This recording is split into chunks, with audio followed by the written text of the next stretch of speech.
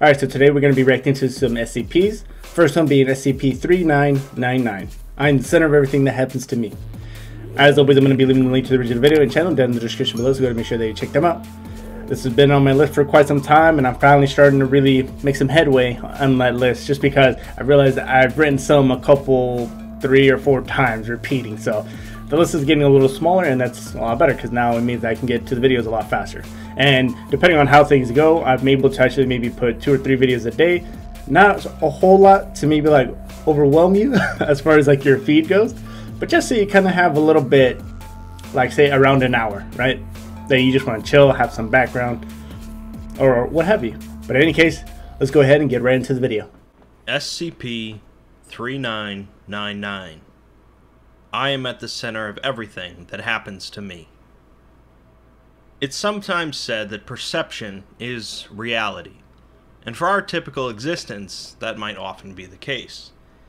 The SCP universe has a tendency to change our rules, however, and reality is a much more fluid concept there. SCP-3999 is a complicated piece about both perception and reality, and what might happen when an entity can control both. This SCP is not like most others, and something will quite likely get lost in summarization. But let's begin. SCP-3999 is not written like a normal SCP report, and glancing through it will show partial sentences, ramblings, strike-throughs, and few clear answers. Before we go through the bulk of the report, it's probably best if I spoil the ending first, to give context to everything else. SCP-3999 is an entity capable of bending and changing reality to a high degree. What a coincidence, we actually reacted to some reality benders like a day or so ago. Typically what to expect with them, and the fact that they actually have to be able to will something or think of being able to do something, right? So, I did not know we were going to be delving right back into like reality benders, but I wonder if Dr. Clef makes an appearance, maybe? This entity was somehow contained by the Foundation and placed in an airtight cell at the bottom of a kilometer-long shaft, lined with acid-resistant plates and Scranton reality anchors. A researcher, James Talleyrand, was assigned to SCP-3999 and disappeared almost immediately afterwards. His body was later discovered at the bottom of the containment cell, although no one had any knowledge of 3999's existence, and none of the Foundation databases showed any record of it. The bulk of the SCP-3999 document was found as a text file on Talleyrand's phone. So, 3999 is a highly powerful reality bender, but where is it? Why did Talleyrand die? And why does no one remember it? The answers are in the document, but not exactly cleanly spelled out. The report is basically evidence of a battle between the entity and Talleyrand, as this reality bender decided to take a special interest in this specific researcher. Let me read some text at the start to give you an idea. SCP-3999 cannot be contained at the present moment, and currently poses a ZK-class end-of-reality scenario. The most advisable course... Okay, so with those type of scenarios, right, which essentially seem like the world could, like, just poof, right? Just because someone has these abilities doesn't necessarily mean that that's what they would want to do, right? I mean, technically, if he's as powerful as it's seeming like it is, then could this entity, because since they call it an entity, I don't know if it's a male, female, whatever it is. Hell, it could be an animal for all I know. Kind of like that deer god.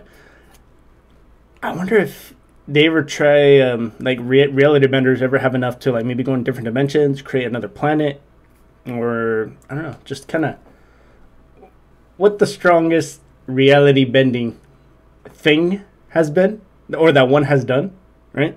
Course of action is for researcher Talleyrand, believed to be the focal point of SCP-3999, to remove himself from contact with all Foundation sites and personnel to avoid further collateral damage to Foundation property. It is theorized that if researcher Talleyrand is contained in an extremely secluded area, then the destructive capabilities of SCP-3999 will temporarily cease. Cease is crossed out, however, followed by stop, be contained, and preserve some remnants. It goes on to say that Talaran should be removed from all human contact, followed by suggesting Talaran to commit suicide, but that's also crossed out. Then it says Talaran cannot leave the Foundation, which is also crossed out, and replaced with saying Talaran should remove himself from contact with all animal life. Like I said, this is not typical of an SCP document, and it's easy to be left confused. These statements are the beginning of the process by which the entity is torturing Talaran. The entity... Okay, well, a couple things, right? Because I don't remember what SCP it was, but there was, I know that there's some SCPs that the Foundation has, or has in containment, that they didn't even know about, or like something that was like a phrase or something, that there was this one doctor at one of the facilities that was actually able to save everybody. And at first he was kind of getting reprimanded from what I remember, but then he ended up getting promoted because he ended up saving everybody at that facility. Now, it's kind of seeming like that here, but I mean, like you said, this isn't like your regular type of SCP. But also, I mean, I was kind of thinking, I mean, I don't know why it seems to be targeting this, or Talaran for some reason. But I was thinking maybe Talaran is the reality bender, right? And that this thing is just like an offshoot of him. Maybe he's something like, I guess you could call it like an imaginary friend, except in this case, since it's, if he is a reality bender, he was able to manifest it to actually have a physical form. He is capable of bending reality to suit its whims, and it's conceivably powerful enough to accomplish anything it wishes, but it has set its sights entirely on Talaran. It proceeds to force Talaran to suffer, die, and watch others die, over and over for its own amusement. It describes sending trained Foundation agents to execute Talaran's mother and father, along with his sister. It discusses how Talaran was forced to watch as his sister was nailed to a wall and lit on fire. All of his colleagues that have had contact with Talaran are summarily executed or poisoned, including the O5 Council. The report then goes into containing 3999 in another SCP, 2432, an anomalous hotel room. This results in the creation of a dimensional anomaly that leads to an infinite hotel. A number of strange organisms exist in this alternate dimension, such as armor-plated wolves, large cephalopods called behemoths, and crabs using gutted PlayStation 2s as shells. Exploration teams also found an entity superficially resembling a human, called Researcher Talaran, but they executed it after it asked about SCP-3999. 3999 is removed from 2432, causing the alternate dimension to disappear, and the report continues.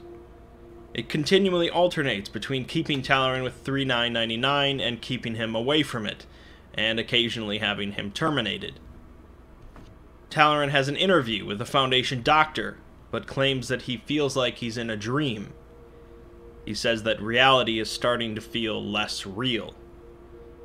When he asks the doctor his name, the doctor apparently just makes a noise with his mouth, and Talaran becomes increasingly confused, wondering how a word could be redacted in a normal conversation. Okay, so if he can bring him back, so here's what I'm thinking now. Whether or not he can bring him back to life, right? Because if he can be in reality, I was assuming that this guy is, whoever this entity is, got to be incredibly strong then, you know, bringing back someone from the dead, if that is the case. But now I'm starting to think, what if this guy, his whole reality, him specifically, is being affected by 3999, right? That's why everything just seems to be going bad for him. I guess the closest example I can think of is when in Death Battle, the YouTube channel, when they made Thanos go against Darkseid, and Darkseid had this thing where he could be able to control the reality of someone, and that every time it's just endless, and Thanos lost, so he kept on dying worse and worse deaths for all eternity, right? And I'm thinking that's kind of what is going on here, or is it a possibility? I mean, I don't know if it's true. I still don't really know why it's doing it to this person specifically. I'm still thinking that maybe it's an offshoot of himself. Maybe he's the reality bender, but I don't know. Talaran continually battles with 3999, attempting to remove himself from the situation or otherwise nullify 3999's power, but he's unsuccessful. The situations that 3999 involve Talaran in become increasingly strange, involving characters from Harry Potter, Candy, the Church of the Broken God, other SCPs, Patton Oswalt, Buddhism, and cats. At one point, Talaran is shown in 3999's containment cell from the format of a screenplay, as he slams on the door begging to be let out, saying that he's trapped. He finally says that he's trapped in whatever this place is with this thing, and there's no outside reality anymore. But he struggles to understand exactly what this thing is. It seems that Talaran is starting to gain some awareness of his predicament, and slowly gaining more control. He attempts to contain 3999 using a strange recursive joke, resembling the start of an aristocrat's joke, but it seems to fail. The text begins to show more attempts to contain 3999, using a melon, or a grave, or a roach motel. These attempts are all striked through and fail. Talaran continues to be tortured with tapeworms, executions, family deaths, inflation, and more nonsense. Talaran attempts to define 3999 as something besides a reality bender, proclaiming it to be things such as Mike Pence, several moldy blankets, SCP-055, a murderous penguin, Gary Gygax's kidney, a pillow, papaya and mango salad, brutalist architecture, and so on. These are all nullified. SCP-3999 is contained using the same procedures as SCP-2845, the deer, with all of the containment personnel being Talaran. The report descends even further into nonsense, repeating the word "only" a great number of times. Then we finally get an interview log between Talaran and SCP-3999, and Talaran claims that he's finally in charge. We don't get to see 3999's dialogue due to data corruption, but this is the most control we've seen from Talaran so far. We learn that 3999 has been torturing him for over 3 million years, but he's survived, as opposed to 3999, who he says has never lived at all. Talaran is numb to the horror and pain, and is prepared to keep fighting. It ends apparently with Talaran killing himself, which manages to kill 3999 as well. So what if it is him? Now it's starting to seem like a little more of a possibility, right? He just said that he killed himself, and that he seemed to kill him 3999. And if it was torturing him for 3 million years, what if it's just him torturing himself? I don't know if it would be maybe in his own little pocket dimension. If he is the reality bender and he is that strong, and he's just kind of doing it to himself. Remember, in the reality bender, I'm going into like conspiracy theory here. And the other reality bender one with the seminar and Dr. Clef and all that, there was a lot of talk about where I mentioned about when, for some, like the example was that if there was a dark room, that I immediately start thinking like the most horrible things that could be in there with me. Like there's a monster in the closet, or there's this or that in there, right? You start thinking like, just for some reason you typically start thinking negative stuff when you don't know what is around you or something scares you, right? I feel like that is happening here. Maybe this guy is thinking just the worst possible things, and he's accidentally doing it to himself because his will, or I forgot what it was exactly, for them to be able to actually bend reality. But what if he's subconsciously doing it to himself, right? But in his mind, he's thinking that, hey, no, there's other entity. It's an SCP-3999, and it's doing this to me, right? All the while not knowing that it's actually maybe him.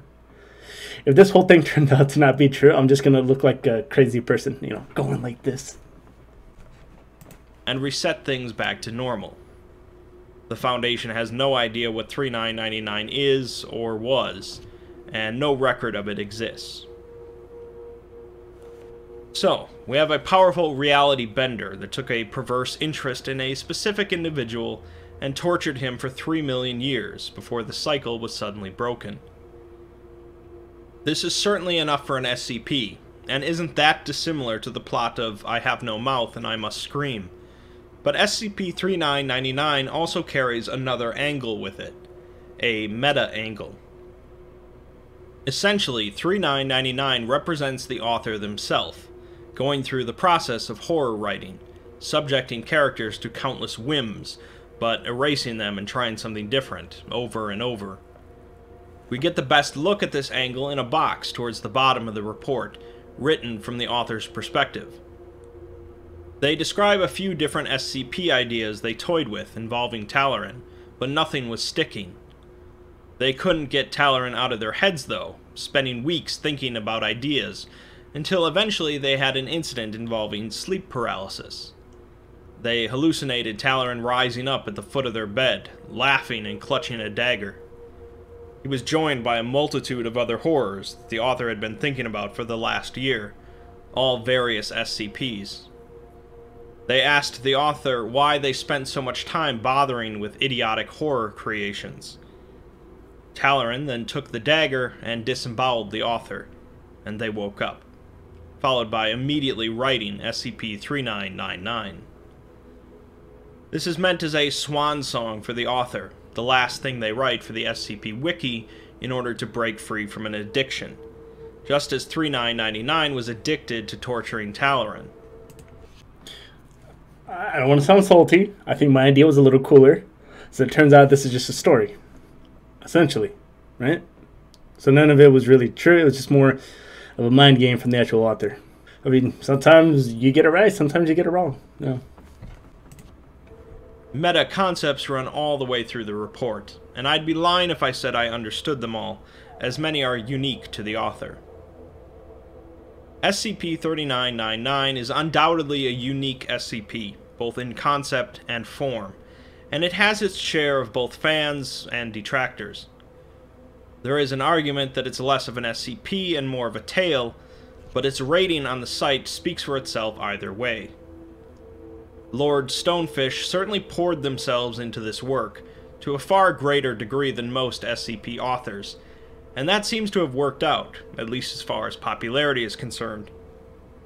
The SCP Wiki is filled with grotesque horrors and nightmares, and fans continually crave more, making us not that much different than SCP-3999 either.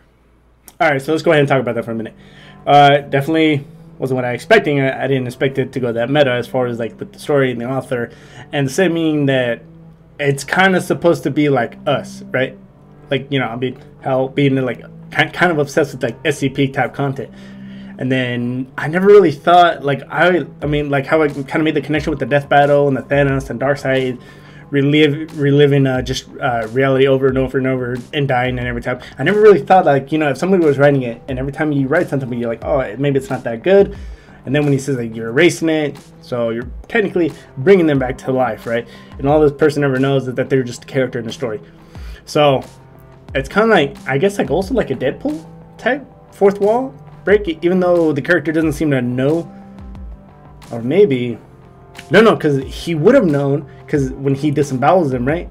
And then eventually the dude ends up writing SCP-3999, right?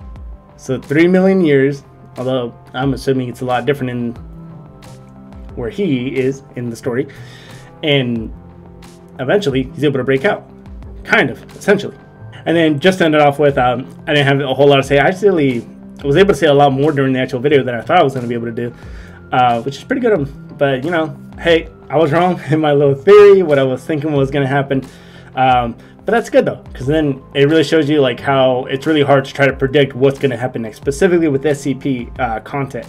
And that's kind of what keeps driving me back, because I like making assumptions and see if that's going to work out. What evidence do I have to kind of support it? Or maybe if I'm just going based on a guess, because maybe there isn't enough information. I thought I was pretty good on this one, but I didn't get it. But, oh well. And hopefully, if I have enough time, I could get another SCP video at today, later in the evening. But that's going to go ahead and do it for this video. Don't forget to like, subscribe, it really does help me a lot. Hit that notification bell so you get notified every time I do upload. And hit that dislike button if you don't like it. And leave me a little comment as to maybe what it was. But until then, I'll see you all in the next video. Bye.